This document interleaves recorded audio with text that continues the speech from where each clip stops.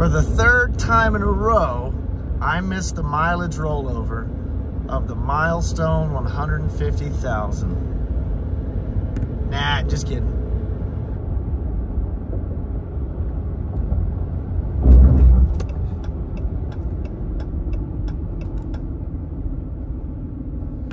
$150,000 miles. My little boy's all grown up.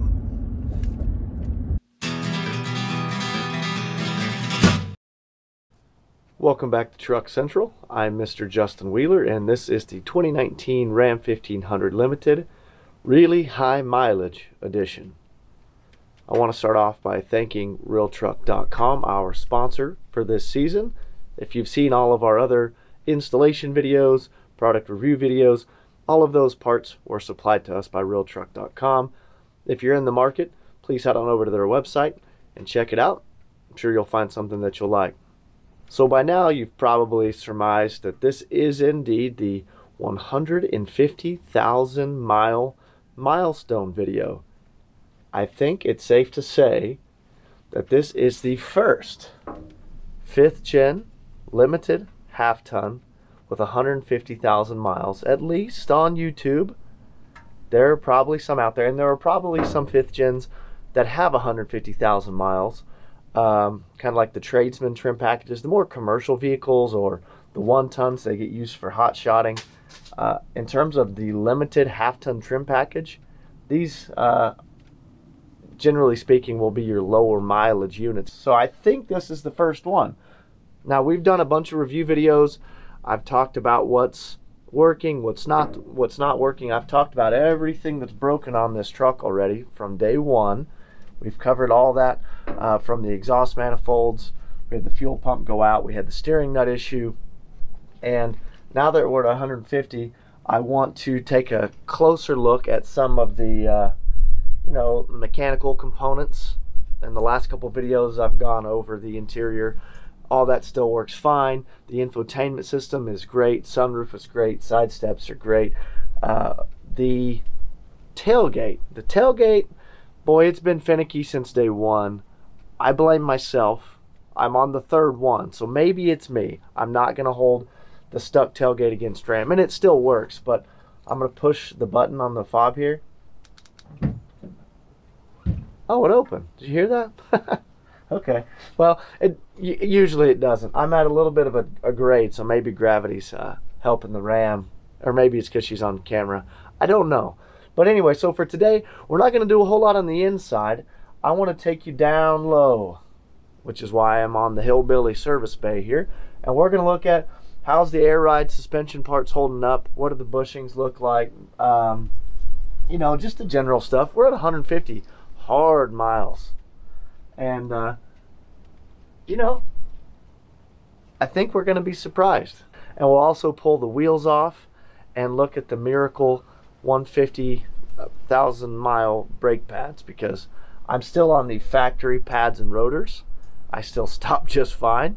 And we'll get a close look, see how close we are to that squealer. All right, let's dig in.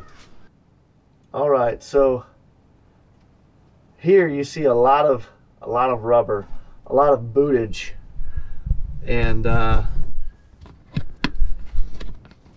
we've got 0 cracks, no blown out boots. Let's check down here. It's supposed to be like that. Someone tell me if that's supposed to be like that. I'm not a mechanic. I'm a driver. Original belts. Original beltage. Really, I mean, it's filthy. What did you expect?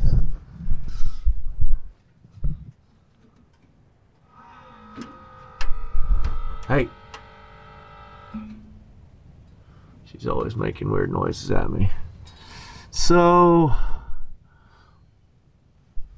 everything is looking good. Check out these side steps. I mean, they are just caked in dirt and rocks and mud 24/7, and these motors are fantastic. And I always worry because I get so much mud crammed up in here that I worry that it's gonna you know, the motor's gonna stall out, and it never has. It's a little rock smasher. So I've never done, and I, you know, feel a little guilty here, but I've never done the transmission service on this thing. I'm gonna do that soon. I'm gonna do that this summer. We're gonna run through that, and I'm gonna kind of show you, well, I'm not gonna show you how to do it, but I'm gonna do it and let you know how that goes. I did service the front and rear diffs at 100,000 miles, which I'm almost back to.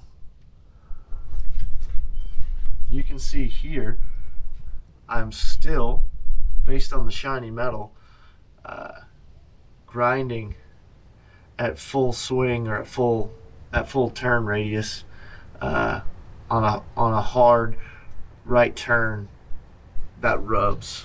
And I don't really hear that, but it's clear that it does. Another good look. Good rubber.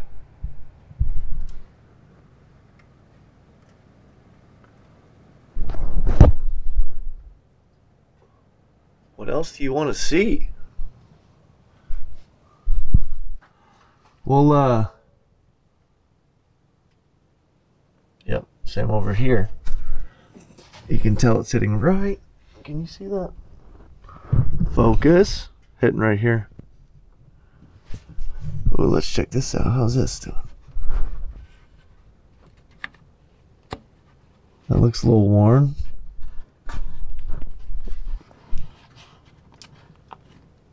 No, it's all right. Dirty is all get out, but in good shape. Look up here. Control arm is looking good. Check these rotors out. A little rusty. I may be due for new rotors. I don't have new rotors today. When we pull the wheels off, if the pads are bad, we'll change them.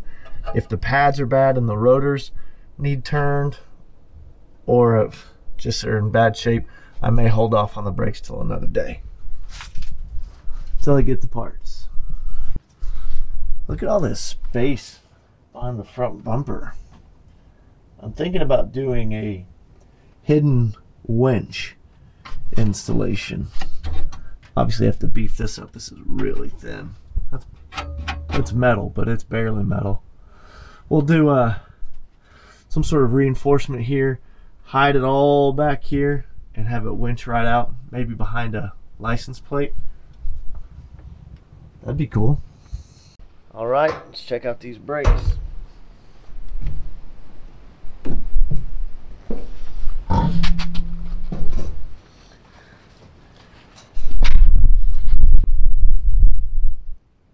What in the world? I think they look good. Let's take a closer look. So I know this is kind of hard to see. Focus. Okay, right there.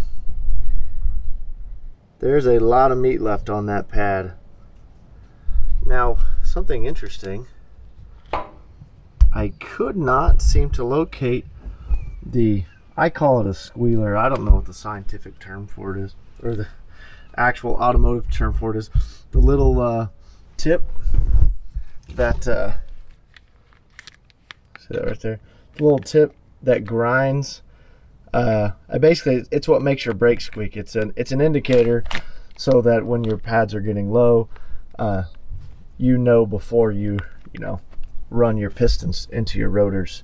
And so these are the carbon fiber extreme truck and tow pads I got from realtruck.com.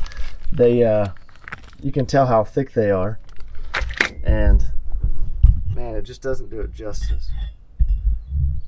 They're almost as thick after 150,000 miles, and the rotors look good, other than the corrosion and pitting on the outside surface, which, it's not a serious problem. It just looks like hell. I do want to replace those eventually. what I'll probably do is I'm going to keep running these stock brakes, and I'll get some new rotors sooner or later, and we'll just do the whole swap all at once, and we'll see. We'll do a kind of a deep dive analysis on what the current brakes look like at the time we pull them off. While we're in here, closer look at some of the suspension components. Everything is in really good shape. So in short, the last 50 miles have been pretty much trouble-free. We had that batch of issues right around 100,000 miles. But since then, I have not been to the dealership. Things that could probably still be better. Air conditioning. You know, we did the UV tint hack on the sunroof, which did help. It is a nice, I guess, band-aid for a problem that is pretty well documented, even though my dealer has not wanted to admit that. We'll get that looked at. Other than that, I really still have zero complaints. We're averaging about 5,000 miles a month. So we may see 200,000 miles by the end of this year. If not by the end of this year, maybe January 2023. So making pretty good time. We'll definitely be at 250,000 miles by the end of next year. And, you know, we'll just keep on doing these videos. I'll keep updating you when things break. As the truck gets a little older and a little higher miles, we'll probably continue to add some new fun accessories and stuff to the truck, just to kind of make it a little more useful. The winch in the front, like I mentioned, I think would be a pretty fun install and something that I could actually use. I do drag logs with this thing, and having a winch could definitely be helpful. So let me know what you think. Do you think we're going to make it to 250,000 miles? My last truck, which was a 4th gen half-ton Laramie, it had about 220, I think, when I traded it in, and it still ran great. In fact, one of the main reasons I got rid of it was because the AC system just finally went out on me, and I didn't want to spend a fortune replacing all those components. And so I got a 5th gen, and I'm still hot. Should have just kept the 4th gen.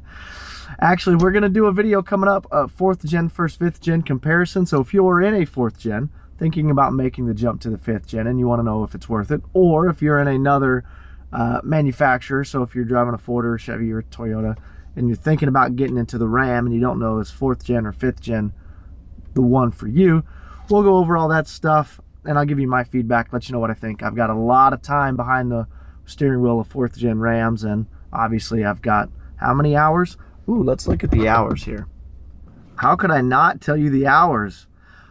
4,430 hours in this truck. And so I'm getting pretty familiar with this thing. What do they say? What's the old adage? You spend 10,000 hours doing something and it makes you a professional. So almost halfway there. I've got over 10,000 hours in the 4th gen. So we'll talk about that stuff, and hopefully that's helpful to some of you guys. One final thank you to realtruck.com. They keep these seasons possible for us and get us those parts and stuff that let us make fun videos and continue to beef up the old dusty Dodge. So if you will, leave me a comment down below. You know I like talking to you. And as always, thanks for watching.